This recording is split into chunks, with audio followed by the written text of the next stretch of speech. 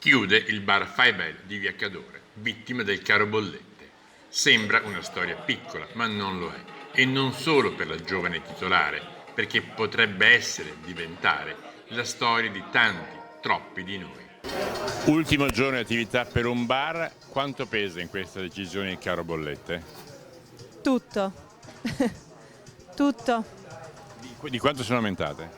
Beh, del triplo più o meno.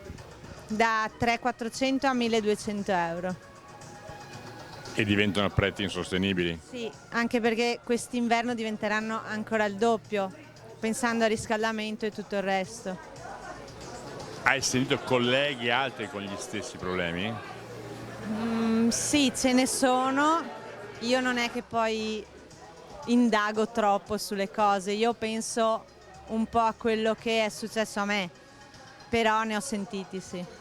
Certo, si deve guardare avanti, ma averci provato ed essere sconfitti non dal non essere capaci. Il bar era pieno di avventori, ma da rincari causati da motivi comunque sia lontanissimi dalla nostra vita quotidiana, non è facile da accettare. Io sono partita poco prima del Covid, quindi già è stata una batosta lì, dopo 4 mesi diciamo, è arrivato il Covid e già lì una chiusura, quindi un po' una cosa dietro l'altra.